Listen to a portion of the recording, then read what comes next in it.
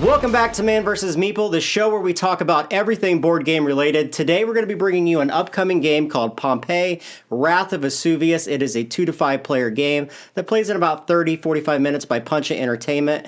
And to help me talk to you about the game, I have David with me, of course. Welcome back, everybody. This is an interesting... You know what? There's bluffing in this game. There is bluffing. More than I ever expected. But this game, unlike a lot of bluffing games, it's kind of a long con. Yeah. You're not bluffing immediately. It's more of a, like, you're laying out a strategy and then hoping by the end of the game that you fooled some people. That's right. So this is a kind of a cool take on the destruction of Pompeii by Mount Vesuvius.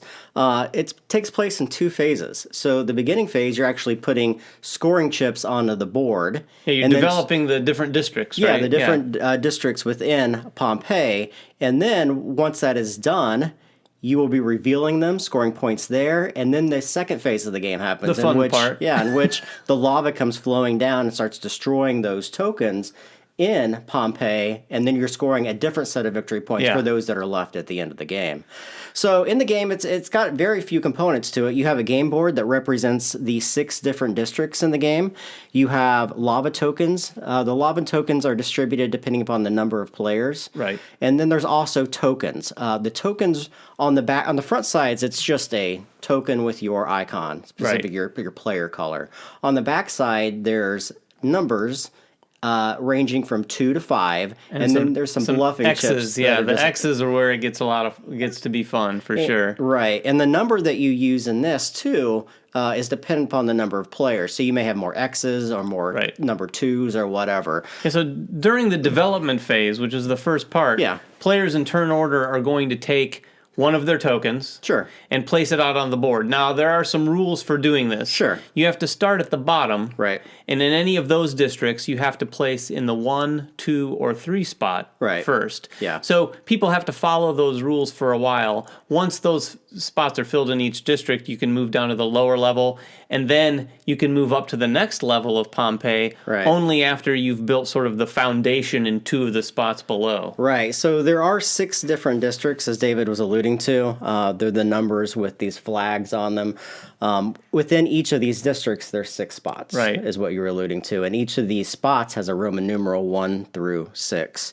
And when you play a token, they always have to be in the first available spot. So if you're playing in the 4 flag, it's got to be in the 1 Roman numeral, and then 2, and then 3.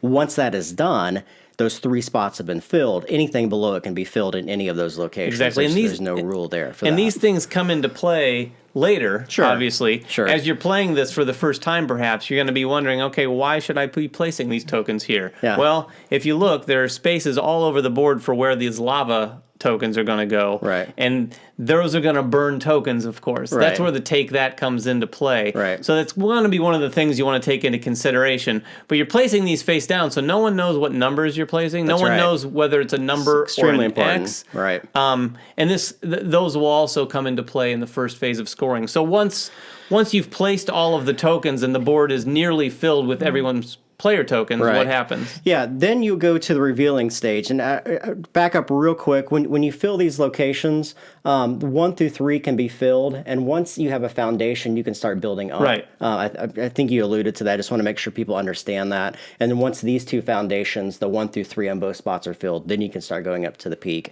That's where you score the majority of your points. The higher up you go into the mountain, the more points that you score. But there's a risk reward to that. There's definitely a risk on placing reward. your tokens so high up. So once the development phase is done, that is step 1, we go to step 2, and that is revealing and scoring. So during this section, you're going to start with the bottom right most flag, which is 6, and you're going to go 6, 5, 4, 3, 2, 1 in that order. When you go to this section, you're going to look at the player who is in second place. How the places are determined in here is that each token that you have face down is worth 1 victory point. Right. Whoever is in second place has the ability or opportunity to reveal that one of their many tokens that they could have there. I mean, basically, each district comes down to an area control or area majority situation here. Right. So you're going to look there, and whoever has the most tokens right off the bat is in the lead. Right. So then, like Jeremy was saying, the second place person gets the opportunity, if they want, to flip over one of their tokens. Right. Now, if there's a tie for second place, it's whoever is furthest up in the Roman numeral. So, for instance, just look at 6 real quick. We have second place belonging to the red player. And it's not because they're in the 2 position. It's because they have 1 victory point and black has 1 victory point right now. And they're further up in that chain. They're at the Roman numeral 2 position, where the other one is at the Roman numeral 6 position. So that's when you have to ask yourself the question, do I want area control of 6? Because right now, blue's got 3. Yeah. So if you're red, you're going to need to at least have a 3 or 4, rather, to take first place. Right. So, and it should be said, too, you can always look at your tokens at any time to see what number's on there if you can't remember, because it does get tricky to remember. So why would you guys want to reveal your numbers? It's because once they're revealed, they're no longer worth 1 victory point. They're worth whatever victory point is on that token. Right. Each player in turn order, you'll keep going around the table until everyone is done wanting to reveal their tokens there. And then you're going to do a count of the total number of points there, with any ties being broken again by the Roman numeral. Right. And it's cool because in the Pompeii phase, you're going to get victory points according to a chart. Whoever has the most gets 6 points on the bottom layer, and then 3 points, and then third place gets 1 point. And as you progressively go up Pompeii, the points become more. So the bottom row is worth 6 to the first place player. However, on the top layer, it's worth double that at 12. Right. So that's why you want to kind of place your tokens higher up into the mountain. Right. Right. And there's some other decision-making that goes on there, too. If you've bluffed, because later when the lava starts flowing, you might not want to reveal where your numbers are. Yes. Because the other players are going to know, okay, well, if that's where his 2 is and here's another 3, I bet his 5's up there. So I'm going to burn his 5. Sure. So there's definitely a constant risk-reward about all the decisions you're making in here. Right. Do you grab the points in the Pompeii phase, or do you keep your cards close to your chest and score your points later in the game? So the second phase of the game is Vesuvius, and this one the mountain erupts. Now, the player who is in last place at that point, so all the scoring is done in Pompeii, and you move your tokens across the board depending upon how many points you scored. Whoever's in last place has the option to place the first lava token, if they so wish. If not, it's going to pass to the player to their left. And there's some strategy on whether or not you wanted to do that. Absolutely. But the way that lava is placed is very, very simple. You're going to take one of your tokens, and in a 3-player game, there's 5 tokens. You're going to be placing 5 of these throughout the board.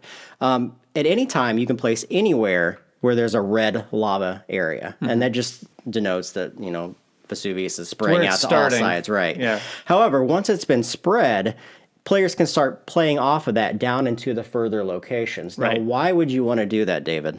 Well, for instance, say you went heavy on 3 and 6, but pretty light on 2 and 4. Yeah. You're going to want to maybe take your lava down the 2 and 4 route, burn your opponent's tokens. Right. Now, here's an interesting thing, and this didn't occur to me until a couple plays in. Sure.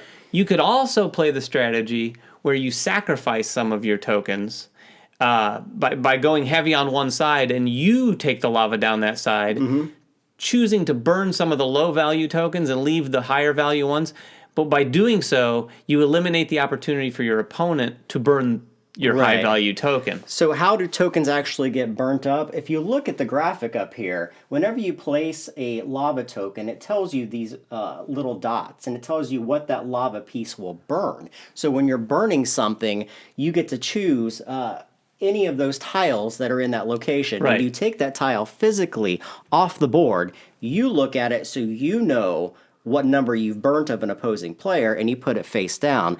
The number that you burned at the end of the round is a tiebreaker, so that's why you keep them face down in front of you. And you're going to keep doing this across the board. When a player does that, they're going to choose which piece or token to pull off the board and put that face down in front of them. Yeah, there's a this is the take that aspect of the game. This is where the game really gets, no, don't burn, why'd you do that? And then you're going to turn around and you'll probably... you could be put on tilt. Someone's just burnt one of your tokens, so you might make a bad decision and burn one of theirs instead of really trying to focus on what you're supposed to be doing. Right. And it should be noted, even in a 3-player game here, like Jeremy said, there's 5 tokens per person.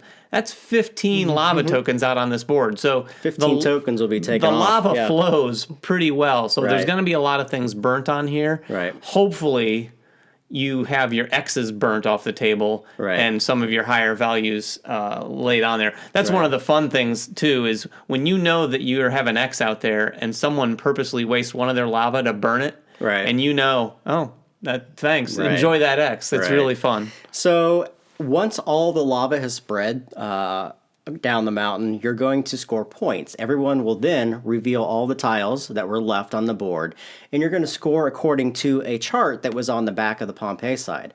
Now, this chart is a times multiplier.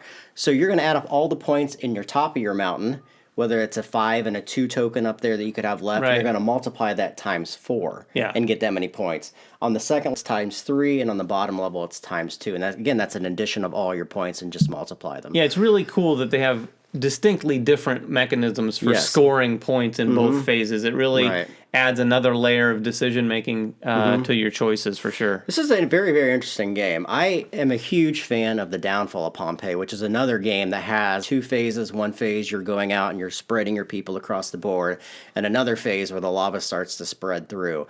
This is definitely a more abstract take on it, but it's really, really thinky. I mean, you really have to consider, where do you want to score your points? Do you want to score them early? And if you do score them early, you're probably going to be revealing some of your higher tiles, your 4s and your 5s, to get those, to grab those early victory points, especially up high up on the mountain. But those are going to be huge targets for other players to get rid of. There's some math to be done there too. You know, absolutely. Like when you're determining whether you're going to flip over your 5 mid-game to score points in the first phase, you just got to figure out, okay, I'm going to lose that 5 in the second phase for sure. I mean, no one's going to leave it out there. So you just got to do a little math there. And it is thinky. The first time you play, I will say, anyone who plays this the first go around, you're going to be putting tokens out and kind of feeling like, I guess I'll put it here.